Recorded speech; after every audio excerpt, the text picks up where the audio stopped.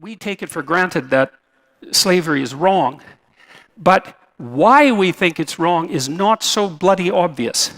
And so one of the things I wonder about constantly, for example, is the Marxists complain about oppression and slavery constantly, but I have no idea why, within the confines of their ideology, it's wrong. Because in order to believe that slavery is wrong, you have to believe that individuals are sovereign, right? That they should be autonomous, that they have free will, and that they shouldn't be subject to the arbitrary dictates of other individuals. So you have to believe in individuals, you have to believe in sovereign individuals, you have to believe in free will. You also have to believe in intrinsic value, right? Because if you have no intrinsic value, why can't I just impress upon you my will if I can get away with it? You know, you might object, but who cares? That's irrelevant. Why is that relevant that you object? There has to be a reason that's relevant before it's relevant. And so one of the things we know about God by the time the Exodus story shows up is that whatever he is equivalent to the voice that calls a leader to lead his people out of slavery. Or maybe it's equivalent to the voice that calls you to lead yourself out of your own slavery, your own tyranny. You know, and then we think about it as maybe part of the impulse towards, I don't know what, towards freedom, towards responsibility. And, you know, we tend to identify the impulse toward freedom and responsibility as positive, as good. And so to give it an ethical, to give it a high ethical standing, that drive, that call, isn't an unreasonable thing to do. In any case, God tells Moses that the Israelites need to be free. Now, by that time, we also know something about Israel. So I learned this, I did a series of biblical lectures in 2017, and I learned that the name Israel means those who wrestle with God. And that just flattened me when I learned that, because Israel is regarded as the chosen people. And it's so interesting that the chosen people are those who wrestle with God. Think, well, what does it mean to wrestle with God? Well, it comes from a story of Jacob. Jacob wrestles by a river before he goes to meet his brother, who he betrayed. He wrestles with God on the banks of a river. God, an angel. It's not exactly clear in the text. It's often interpreted as God. And God breaks his hip or dislocates it. But Jacob survives the encounter, although his leg is damaged after that. And then he's renamed Israel, and he'll be the father of those who wrestle with God. Think, well, what does it mean to wrestle with God? Because Israel isn't those who believe in God, interestingly enough. It's those who wrestle with God. And I would say, well, that's what we all do. Because we all wrestle with meaning and purpose and significance, and we all wonder about the reality of ethical endeavor. We wonder about the difference between good and evil. We're tormented by our consciences for not living up to our moral obligations. We shirk our responsibility or don't. We're wrestling with good and evil.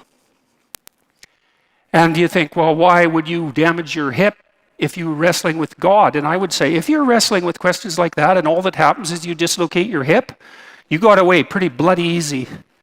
Because it can be a lot worse than that. And so I'd say, you know, who is God to break Jacob's hip? It's like, no, you got it backwards there, buddy.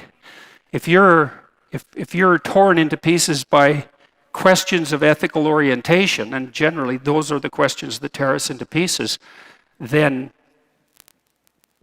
mere damage of that sort from which you recover, that's mercy, that's for sure. And so Israel, that's the people who are chosen by God, but they're the people who wrestle with God. And then you think, well, there's got to be an association between that and this idea of being called out of slavery. And so I've been thinking about that.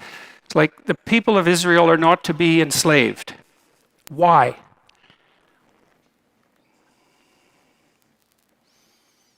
Well, how do you determine the course of your life under conditions of duress? You think about it. You think painfully about it. You search your conscience. You try to reconfigure your life. You think in every way you possibly can about the problems that beset you, and maybe you talk over your problems with people that you love, and you try to generate a solution in your discussion, and you do that all honestly. And that's all wrestling, and maybe you can't do that without freedom. Right? And so if your highest moral calling, in some sense, is to wrestle with God, then freedom is a precondition for that, because if you're doing what someone is telling you, which is what you would be doing if you were enslaved, then you're not wrestling with God, you're just doing what the tyrant tells you. And maybe it's necessary for this wrestling to take place so that we can continually orient and reorient ourselves towards what is good. And I've thought about this partly because I've been thinking recently about the right to free speech and why you have that right. Is it one right among many? It's often conceptualized that way. You're granted a set of rights by the state, one of which is the right to freedom of speech. And why do you have that right?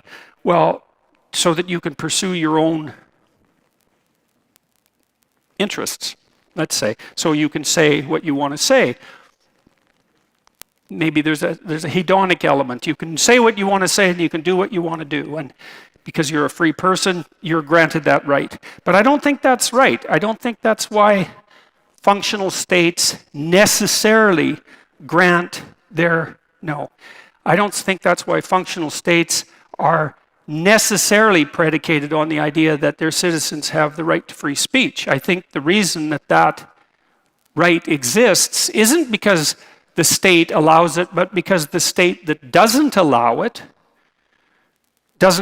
citizens to think. Because that's how you think. You think with speech. You think yourself with speech. Maybe you ask yourself a question and you get an answer. That's thought. God only knows how that works. And you have an answer that emerges to a question you ask yourself, and then maybe you analyze the answer, and maybe you discuss it with other people to see if you can sharpen the answer and test it. And all of that's the process of thought. And maybe any society that doesn't make sacred the space around each individual so that they can think freely fails precipitously, rapidly. It ossifies into something totalitarian, where no one has to think ever because everything's already known, and obviously that's never the truth. Or it degenerates into chaos because people get so lost because they can't orient themselves anymore by thinking. And so that seems to me in accordance with this notion that the people of Israel, if they're the people who wrestle with God, must be free because they can't do that wrestling if they're operating under compulsion. And it's necessary to wrestle in that manner to move forward, because life is actually complicated and difficult. And so unless you're able to contend with the conditions of your life in some deep manner, there's no possible way that you can move forward.